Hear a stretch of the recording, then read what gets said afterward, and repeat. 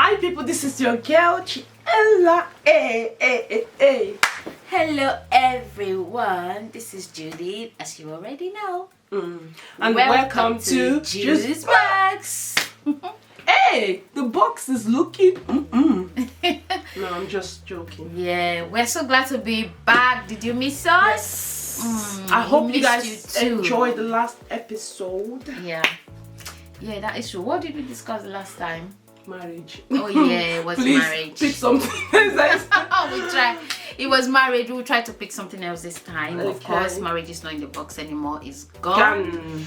And let me just take you through the procedure.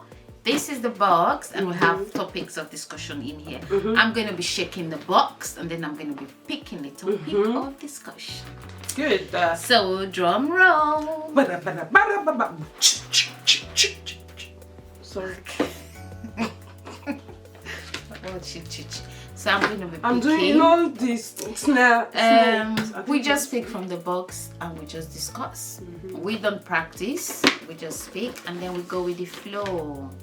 I accidentally picked two. What we're going to do now? We can't do two topics. No, we're going to be doing one. Do you want to open? Or do you want me to open it? Go on, open.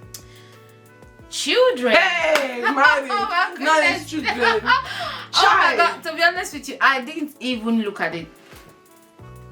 Children. Pekin. Okay. Child. Omo. In Nigeria, you call Omomi. So we are going to be discussing children. That is so sweet. That's what I just said.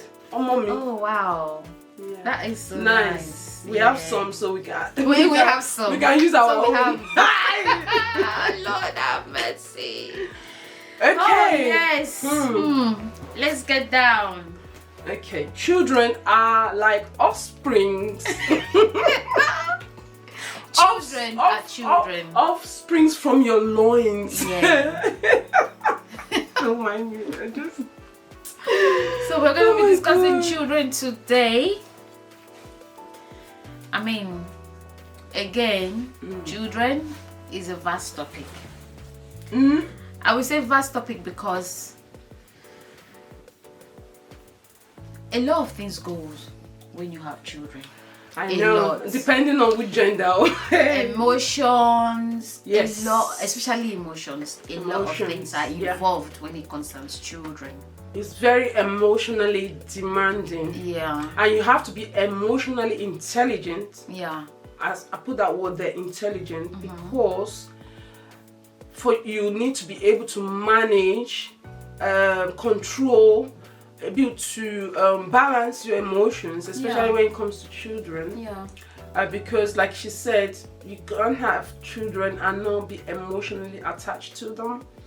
And so that's very important. And being emotionally intelligent, not just for your children, also the children are going to grow, so they also they're going to grow, they're going to go through stages. It's a lot. That is why I said when it comes to children, it's vast again, just like marriage, just like the last topic we discussed. Yeah. Children is vast, right from the time of conception, giving birth, and then they are growing. In fact, it is a lot. Okay. So how do you deal with your children? Okay, with so all of these challenges. I only have a certain gender, so I only have boys. So I hear different stories from my other friends that have got girls. So that's why I know girl child and a boy child, they have different distinctive characters. Yeah. So for my boys, to be honest with you, I prayed a lot when I was pregnant for them. And the funny thing for me, I think God answers my prayers. I don't know, I'm saying for myself, because I said, God, don't give me any child that will stress me out, because God knows my heart, and me and that child So my children, I'm not even joking, Stephen especially, oh my God, my first child did not stress me. I didn't have long labor. So you see, all these Hollywood movies that we do, you see if someone is having a child, they'll be screaming. They are not representing people like myself, because me, I did not do any screaming. Why they do that on Hollywood is because that is the common trend when a woman is giving birth. So they tend to use that. I know they do, but it doesn't represent everybody. Like someone like me, I don't shout, I don't scream. Which common? It's common. I suppose true. Yeah, it's Some common. people go through a lot. Don't get me. I'm not downplaying childbirth. I'm just saying my experience. I didn't experience all of those. I didn't have long labors like people do. I think my longest labor was my first son, which was like an hour. Joel was even less than that. God, like I said from beginning, I handed over to God. I said, God, you couldn't know me. Don't give, and He won't give you anything that you cannot bear. So I think God just do well for me and just gave me. So my boys, I didn't really have all this teenage drama that is going on. I didn't have any of those. And I think we were a bit strategic as well when we were having them, because we moved from London. I moved outside of London because of the children. Yeah. School-wise in Kent were way better. So that decision we made to move into Kent when I think Stephen was about 5, we moved to Kent, and he's a grown man now. So that helps as well. So I think planning with children as well, you have to plan, because there's different stages. They go through different stages. Again, it's planning. Just put things right for you and the children to be comfortable. Like marriage. When you're dealing with your children, don't say because they are children, you still have to respect them. No, you have to respect them. You have to respect your children. Yes. You have to love them. Because if you don't respect them, and if you don't listen to them, they tend to hide things away from you. You have to make them like your friend. Make them like your best friend, so they can trust you. Earn that trust from them. Make them trust you, so that they won't hide things from you.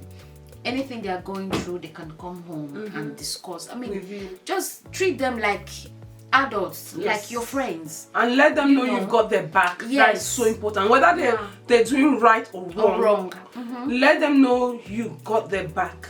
Like my son, I said, when my kids were going, I said to them, tell the truth, even though you're going to get into trouble. Exactly. Still tell the truth, because we can negotiate your punishment.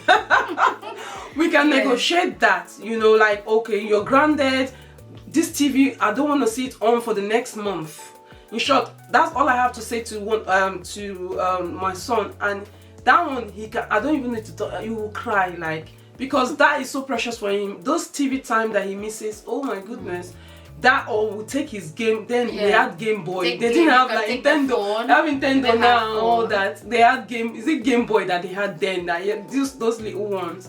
We would take him off him and hide it. He won't see it until he's grounded, or he's not allowed to play. Like Joey, he's not allowed to play with the neighbors. They're not allowed to come over. So he likes playing with the neighbors. So all those little things. So I say to them, we can negotiate those.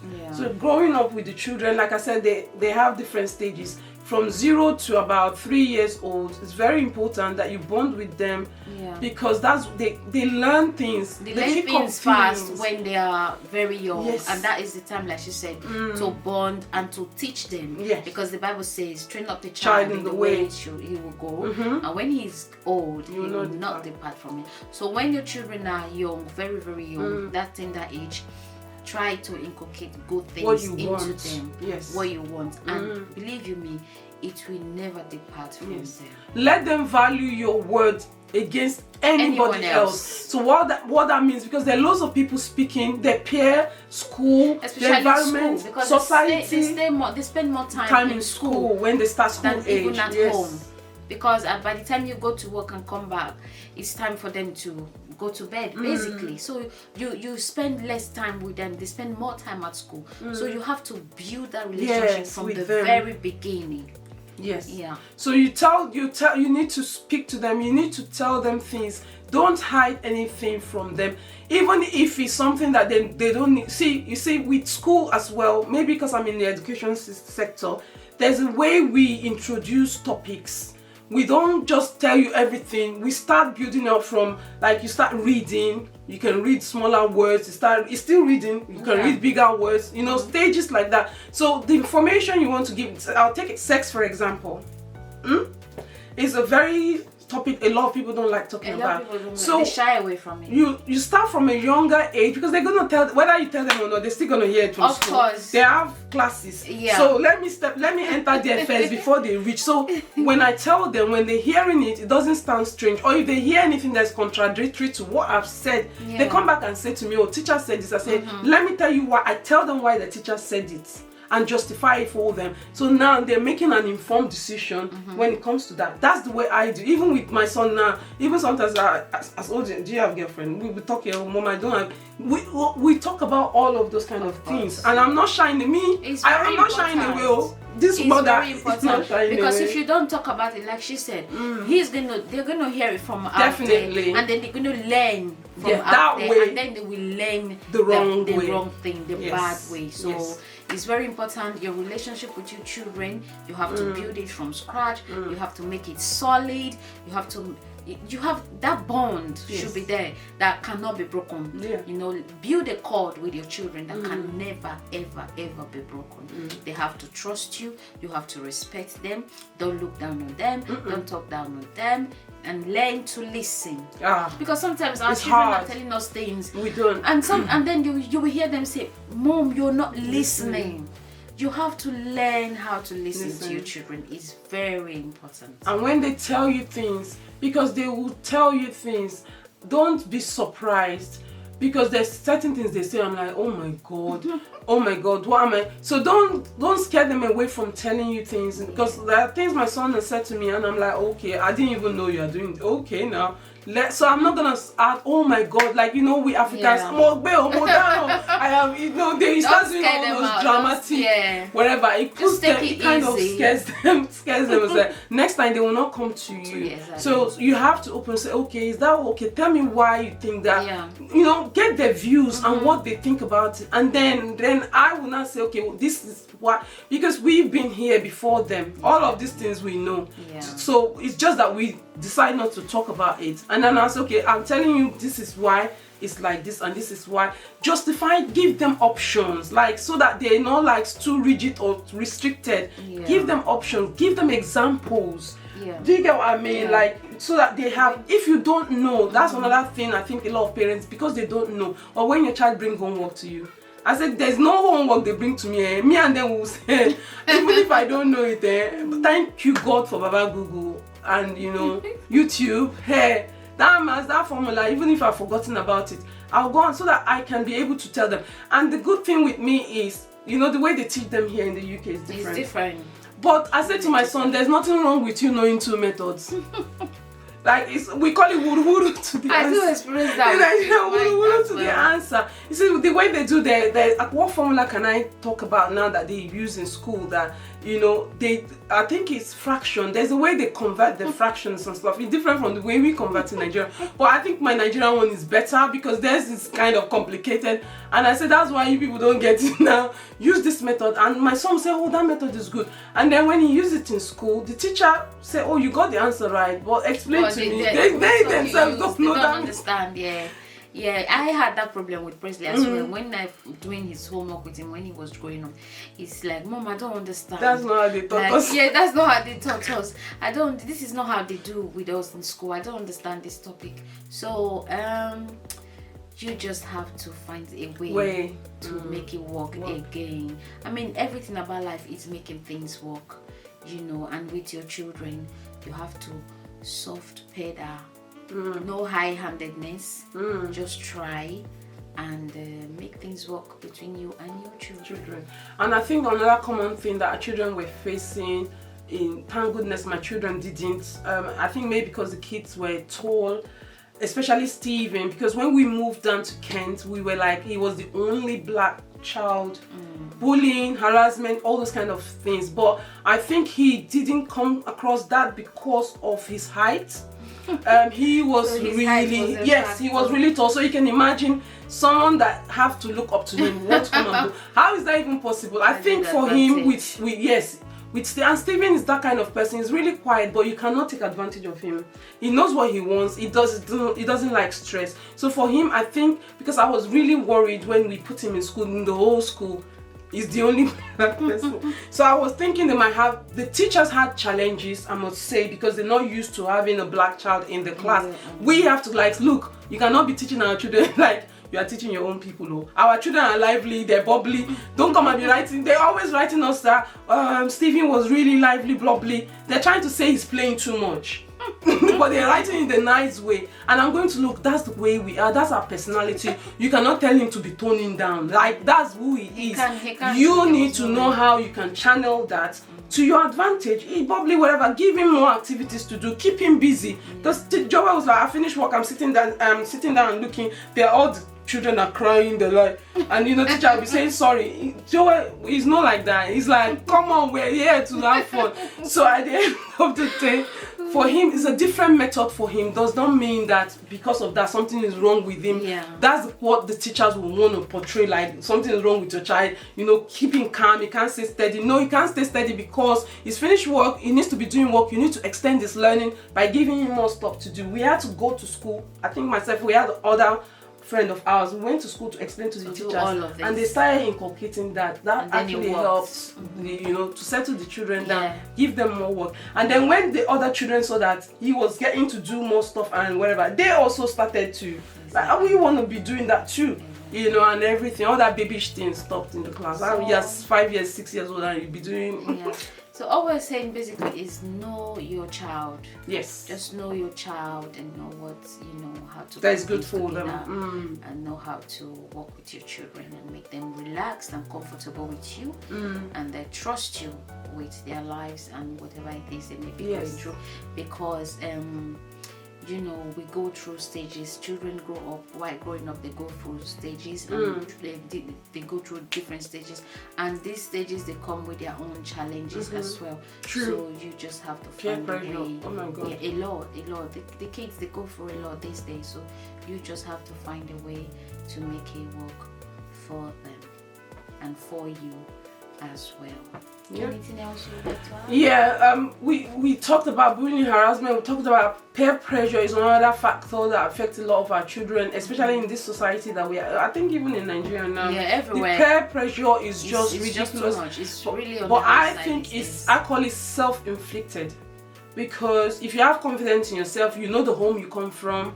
Nobody can, like I use my children as an example. Nobody can come and say anything to them. They're like, yeah, that's in your house. In my own house, it's different. It's different. We don't do. I remember with the food. Oh my goodness, my children just couldn't eat school dinners. It was nightmarish, and they would call me 24/7, Mrs. Olufemi, your son has not eaten. I'm like, leave him alone. He's had breakfast. He will not eat that food. But because the jollof rice that he likes to eat, we cannot be packing into school. The pounded yam. He can't have that for lunch.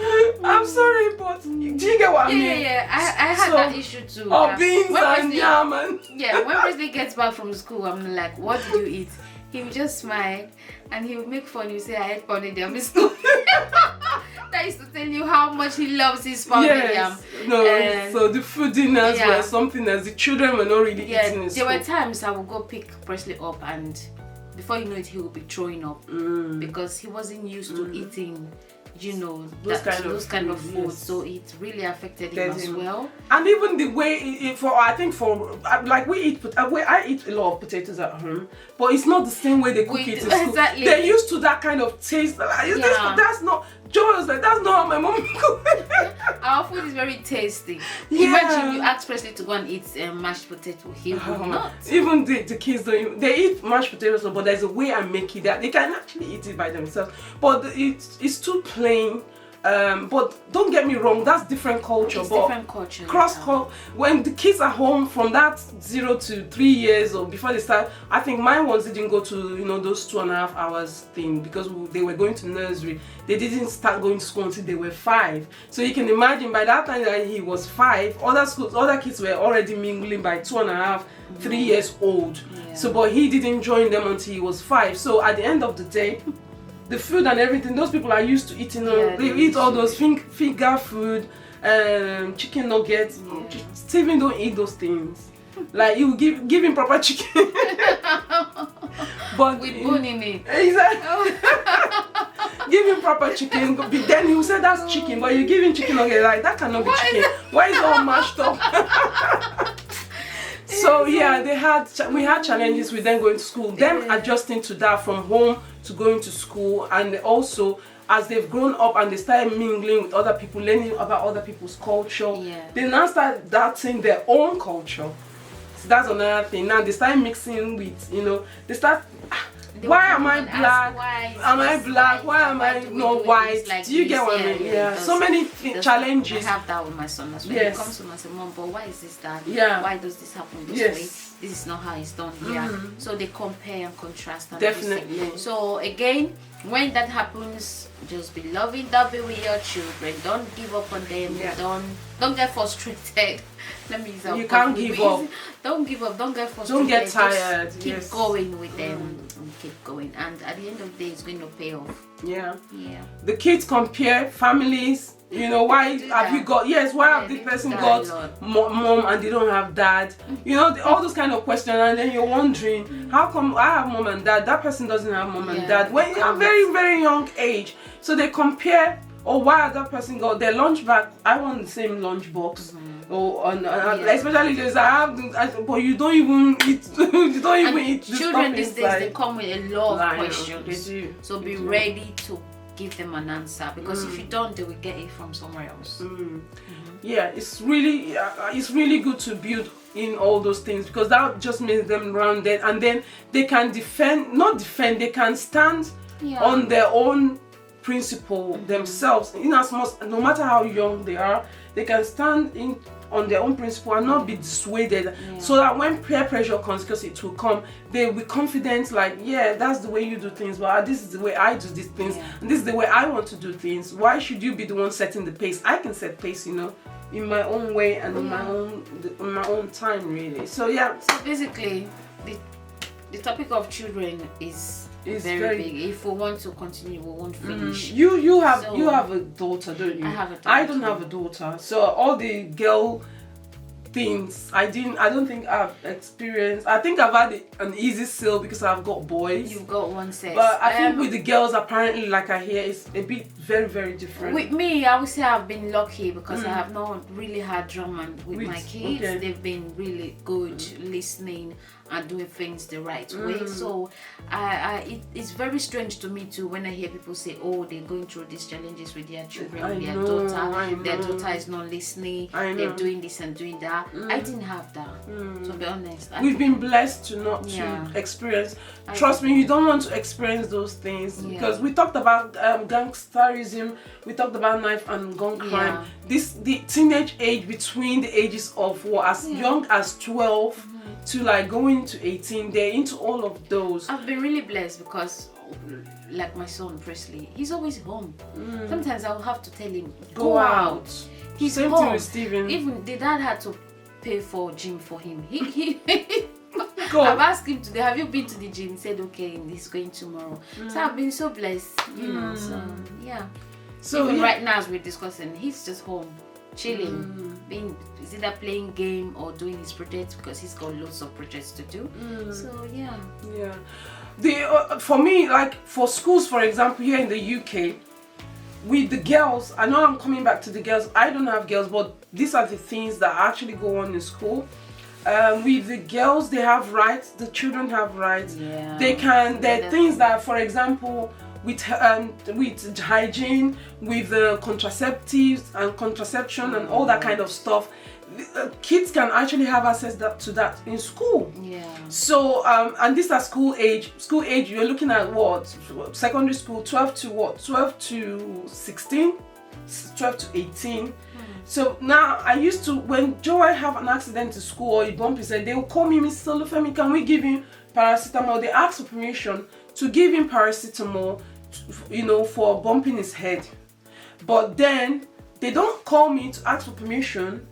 Say if I had a daughter and she wants to go on pills, or she wants to, they will not call me. So what sense? Where is the sense? I don't even get. And then they say, oh, we're having issues because the values we're creating in our homes is clashing with the values that the school is, but they say it's the child's right to decide if they want to take contraceptive or then not. It should be the child's right as well to decide if he wants to take paracetamol or no. Why do they need to call me to administer that? So I don't know. There's lots of the same thing with sexual age. To be honest, I think sexual age in the UK, I think is 16. That's between same age. So if someone is 18, 19, above 18, and they're having sexual knowledge of someone under 18, they'll get into trouble. But if a 16-year-old and 16-year-old, or 15-year-old and 14-year-old are having sex, then it's fine. Nobody. It's not supposed to be fine, but nobody goes and say you people should not be having. I don't even get. I think the rules and regulation is so upside down. Yeah, that is why it comes down to the parents again. That is why you have to be close to your children. That is why you have to love them. You have to be there. You have to teach them. I mean, we don't know what is happening. I don't even know what else to say, to be honest. But that's in the UK. But Nigeria, of course, is in Africa. It's different rules. It's different. Oh my God! I used to get smart if I'm late. You call grass. Like here we have caretakers. It was different. Growing up as a child in Nigeria, it was completely different. You know, you if you're late, you either wash the toilet. You don't have no caretaker in the school. It comes. Everything you do wrong comes with punishment. The students are the caretaker. All the late comers comes with punishment. You know, you learn the more, the caretaker, they learn the more here, or they get maintenance people to do it. Is it still like that in Nigeria? It is. A lot of things have changed. In public school, it is. Okay, in public in private schools, of course, but there's private school and there's God to help us anyway. But yeah, I hated, the worst chore I hate doing is washing the toilet. Oh my goodness. So I used to, if you see me when I'm running late, I run like, that's why I'm very athletic. I run like, I run before that 8 o'clock knack like this. I am in school because I'm not washing no toilet. I'm not cutting no grasses. You know. Anyway, I'm an early person. I go to school late, very early. I never had those issues. Oh, you eat slopes of cake. I never had those. Even my school then, there was no really punishment like that. If anyone does anything, maybe because you're not late. What they do then in my school was they will make the person pick liters. That one is there too. For as long as, you know, maybe a month. The whole school. A month for every day. For what? Yeah. For doing anything that you're not supposed to do in my school then, because I attended Data Careers College, Warri. For coming late or for doing anything you're not supposed to do in school. Imagine you pick liters for. Imagine punishing those children here. Like say, okay, because you're late, go and watch the hey God, that school will be shut down. Like, as in, you can't do that. Yes, and that's the whole person's first period gone. Nobody will tell you to wake up early. In short, this one that we're waking up our children, I still wake up my son like, are you not going to school? At what age? That time, you are on your own. No? Your mom has even gone to work. Don't go to school now. So it's different. Things have changed. So we need to understand that things have actually changed. If you're a parent and you're not updating yourself with what's currently going on, you're making a very big mistake, because these kids, they're jet age. We mean jet age. That like their brain is like going. It's going. So you. In fact, you have to, like she said, you have to keep updating yourself. You don't know the latest things that is happening with young people these days, and you say you have a young person in your house. That English, we will speak it together. You see, this is the other thing I did with my kids. When they text me and they message me, you see all those abbreviations in it. You have to write your words properly. Like if you send me a text, my children will not even try it, sir. You want to send me a message, and then you are cutting words that using all these abbreviated whatever. How do you know I understand all that? Oh, I should start going to be learning all those young people's language. You can do that with your peers, but when you're talking to your mom, you have to write your words in full. So I make them do that. So people, quick recap. Yeah. Know your children. ask questions, update yourself, listen, answer their questions when it comes, because if you don't know, go and find out. Update yourself. Yes. Google is there, YouTube is there. Yes, there's no excuses there. Yes. Informative platforms that you can learn from these days. So there's no excuse for you not to be able to answer your children's questions. Yeah. A lot of people have been complaining about homeworks. Like, we're paying for the school, we're doing the teacher's job. They send all the homework. That one has been trending, I think.